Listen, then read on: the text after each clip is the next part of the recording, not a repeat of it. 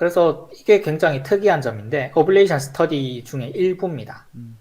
일부를 이제 가져와 봤는데 이분들도 이제 포지셔널 인코딩이 제일 문제였습니까? 텍스트는 뭐 음, 음, 1차원으로 이제 텍스트가 맨 첫 번째 단어, 두 번째 단어, 세 번째 단어 이렇게 쭉 연결되면 하나의 문장이 되고 이렇다 보니까 음, 그냥 포지셔널 인베딩을 1차원으로 쭉 했는데 음, 이미지는 1차원이 아니지 않습니까? 음, 2차원이고 또 채널이라는 것이 또 존재를 하니까 음, 일종의 3차원이라도 할 수 있고 음, 이런 것들이 굉장히 중요한데 음, 어떻게 만들어 볼까 이런 것들을 많이 연구를 하셨는데 음, 포지셔널 인베딩을 안 쓰면은 음, 정확도가 확실히 떨어집니다. 어, 포지셔널 인베딩이라는 거 없이 그냥 위치 정보가 없이 음, 이분들은 마치 백 오브 패치라는 단어를 쓰더라고요. 음, 백 오브 패치, 패치들이 순서 정보가 전혀 없이 그냥 음, 패치들만 주어져 있을 때는 성능이 안 좋더라. 음, 그런데 포지셔널 인베딩을 음, 추가를 하면은 음, 성능이 좋아지더라. 여기까지는 저희의 상식과 음. 합치를 하는 부분인데 근데 이미지도 그러면은 위치의 관계성이 굉장히 중요하다라고 봐야 그렇죠. 되겠네요. 내 그 패치 단위니까요. 패치가 음, 내 옆에 있는 패치냐, 좀 멀리 떨어져 있는 패치냐, 위에 있는 패치냐, 아래에 있는 패치냐 이런 정보가 음, 중요한 걸로 음, 알 수 있죠. 지금 실험을 보면. 음, 그래서 그냥 백오브 이미지 그 백오브 패치로 하면은 정확도가 확실히 떨어지긴 하는데 원 디멘셔널 인베딩을 했을 때랑 투 디멘셔널 인베딩을 했을 때랑 그 다음에 릴레이셔널 인베딩을 했을 때랑 별 차이가 없더라라는 겁니다. 정확도 차이가요. 그리고 가장 좋았던 것은 오히려 원 디멘셔널일 때 제일 성능이 좋았고요. 음. 그래서 이분들도 이 원 디멘셔널 포지셔널 인베딩을 사용을 했습니다. 그 차이는 뭐예요? 1D와 2D. 1D 같은 경우에는 이것들이 하나의 벡터입니다. 그러니까 러너블 벡터가 포지셔널 인베딩이 원래는 아까 그 시누소이달, 사이누소이달 펑션을 사용해서 그냥 그거는 펑션이죠. 포지션을 입력하면은 벡터가 나오는 러너블 학습 가능한 이런 것도 아니고 그런 것들을 쓰지 않고 어떤 벡터를 학습시키는 겁니다. 일종의 테이블이죠. 이것도 룩업 테이블처럼 포지션이 첫 번째 포지션, 두 번째 포지션 이렇게 포지션이 주어졌을 때 그것을 룩업 테이블처럼 인베딩으로 만들어서 학습을 시키는 건데 그 포지션을 1차원 i만 주어지면은 그냥 바로 포지션 i만 주어지면은 인베딩이 나오도록 만든 것이고 2D 포지셔널 인베딩 같은 경우에는 i와 j를 받아서 이제 인베딩 벡터가 나오는 거죠. 그러니까 3차원이죠. 룩업 테이블이.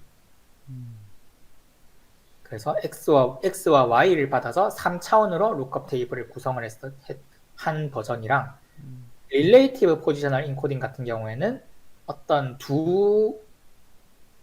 결국에는 이 포지셔널 인베딩이라는 게 두 인베딩의 위치 차이 정보를 얻기 위한 거기 때문에 어떤 두 이미지 패치가 주어졌을 때 두 이미지 패치의 위치 차이 데이터만 입력을 받아서 거기에 대해서 이제 인베딩이 들어간 그런 방법을 의미를 합니다. 그런데 보시면은 뭐 2D랑 릴레이티브 이런 것들은 굉장히 좀 복잡하죠. 그리고 그 룩업 테이블도 커야 되고요. 그에 비해서 원 디멘셔널 포지셔널 인베딩은 계산도 단순하고 그다음에 룩업 테이블 크기도 작으면서 성능은 뭐별 차이가 없긴 하지만 제일 좋았기 때문에 이런 원 디멘셔널 포지셔널 인베딩을 사용을 했습니다. 다만 이 부분은 계속 이제 변경 사항들이 계속 있고요.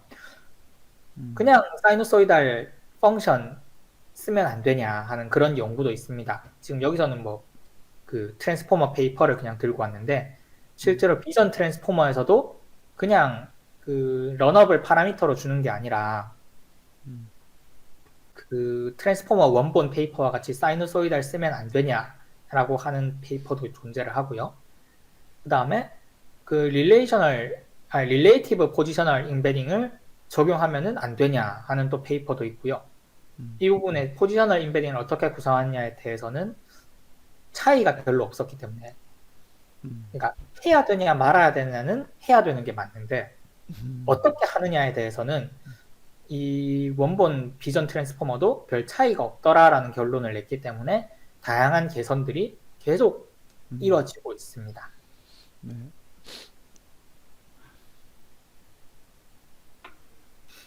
그리고 비전 트랜스포머가 또 있으면 또 거기서 개선이 있어야겠죠.